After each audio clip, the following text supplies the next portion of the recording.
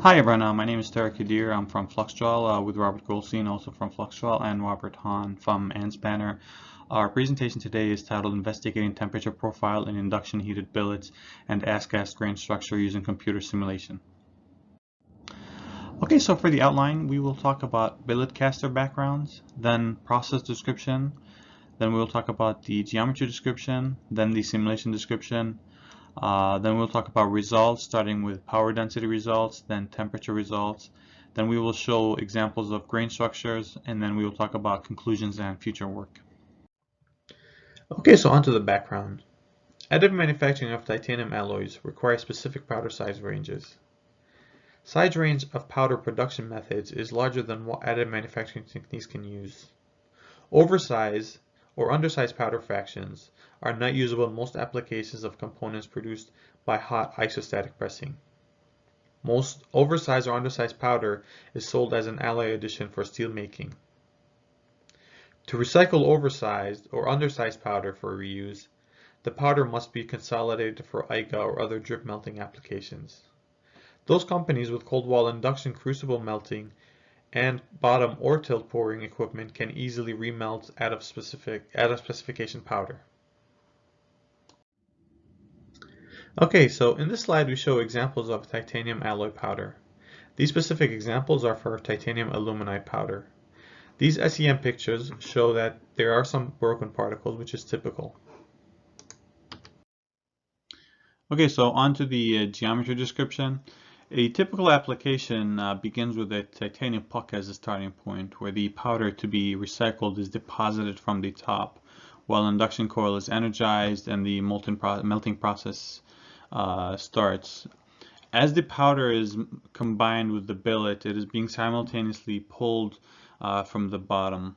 Once a desired length is achieved, that billet can be used for the powder manufacturing process, such as IGA. If you look at the picture to the right, this shows a cross-section of the process. What we see here of the black arrows indicate a current direction. As the current, which is alternating current, is flowed through the coil, an opposite current is flowing through the fingers and another current is being induced into the billet. The fingers are water cooled to compensate for the power from the induced current and also from the radiation from the billet. These fingers are separated to allow for a current path as shown here in each of the fingers, and also there is a slit which allows for some of the magnetic field to pass through. This design, these geometries can be optimized for different applications, but that's not investigated in this study. So onto the mold and billet geometry. The pictures here show the geometry used for the simulation.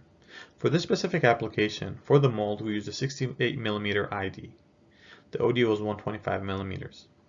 We used 12 fingers and slits and soft magnetic composites. If you look in the picture, you see some soft magnetic composites. In the picture to the left, these are what we call inserts. We also use a top ring and a bottom ring, and then those vertical sections are called shunts.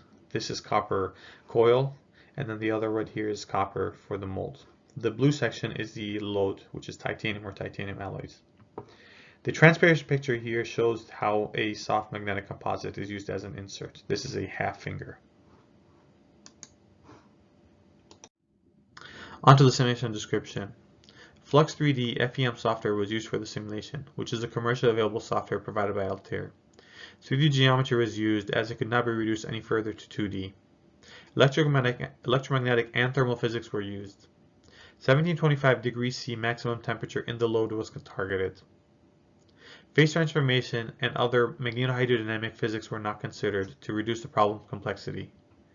The shape and top of the billet position were assumed. Material properties for Fluxtrol 100 soft magnetic composite were used for the magnetic inserts, rings, and shunts. To reduce the problem complexity, 1/24 of the geometry was modeled using symmetry planes. Okay, so on to the insert coil height study.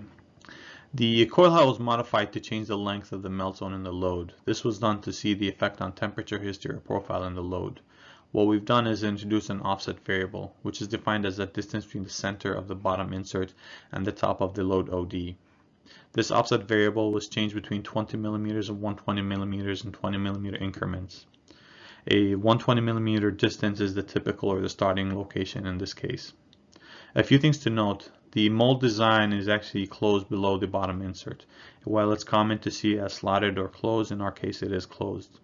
Another thing is that the coil in this simulation is a single turn rather than multi-turn. This was done to increase the solve times. What this will do is affect the power loss in the coil or the voltage values, and because that is not the subject of the study, is an acceptable assumption. Initial and boundary conditions. The highlighted faces shown in the picture had the heat transfer boundary conditions applied. For emissivity, we used a value of 0.75. Convection wasn't added since these applications are usually in vacuum conditions. Conduction to the mold wasn't considered for this project, while it can occur in real applications. As for the simulations, since we are targeting the steady state temperatures, we started the billet as at a uniform 1600 degrees C and targeted a maximum of 1725 C. These applications were run for 3600 seconds, which is an hour, which is enough to reach steady state conditions. Power density results.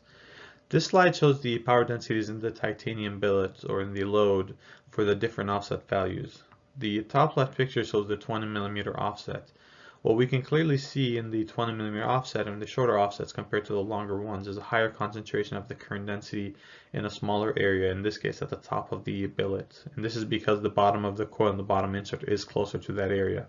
And what we can clearly see as we increase the offset and lower the coil and lower the low bottom insert, that the current density or the power density is distributed a little bit more evenly along the height of the billet. The results of this will be seen in the different temperature values in the next few slides. In this slide, we see the temperature contours and the different titanium load billets for the different offsets. What we can see in these results, as expected from the power density results, for the lower offset values, the high temperature is concentrated at the top with a very rapid drop. As we increase the offset value, that temperature, or the high temperature, is maintained for a longer period in the load. What this means is as the billet is being withdrawn, there is less of a rapid drop in temperature as it is in the offset value.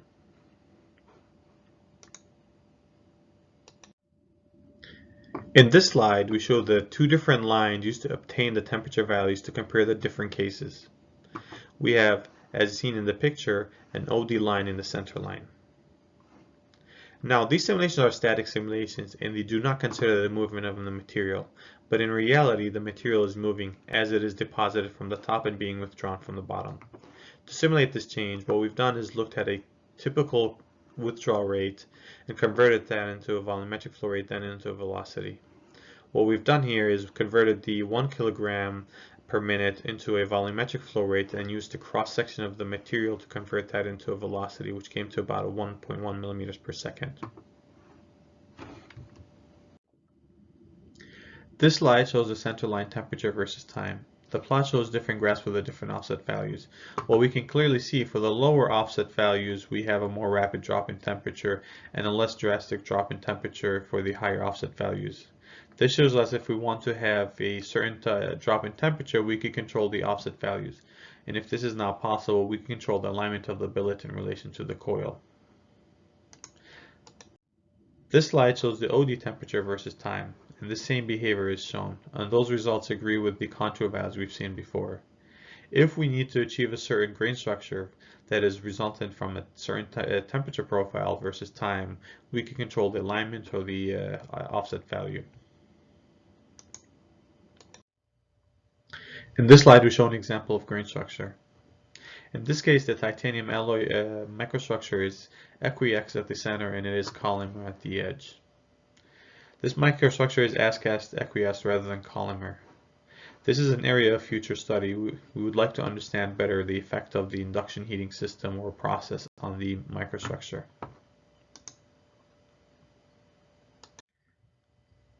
This slide shows examples of as-cast ingot. The first picture shows a 127mm OD titanium aluminide sample. This was produced by Caldwell Induction. In this case, soft magnetic composite inserts were not used.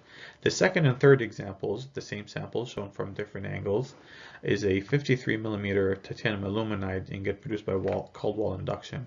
In this case, soft magnetic composite inserts, top and bottom rings, and shunts were used. And what we can clearly see the difference in those cases is the external surface is different. We see a more columnar external surface here as opposed to a slightly less columnar result in the cases where we use soft magnetic composites. This is an interesting area and part of a future study. So on to the conclusions and future work. 3D simulations were made to predict the temperature profiles in titanium alloy billets for billet casters. While these simulations were static, the static temperature profiles will convert it to dynamic temperature profiles using the withdrawal rates. Simulations were made for different coil heights and offsets. While these simulations change the offset by changing the coil height, realigning the billet in the mold will result in similar results. The results show that increasing the offset between the bottom of the coil and inserts, relative to the top of the billet, results in less rapid drop in temperature in the billets. These simulations consider an existing mold design. Further optimization can be used to modify the temperature results. As for future work, we will want to focus on experimental testing and validating the simulation results.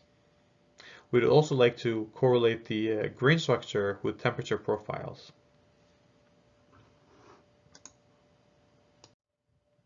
So that is the end of our presentation. Thank you for your attention. If you have any questions, we'd be very happy to answer.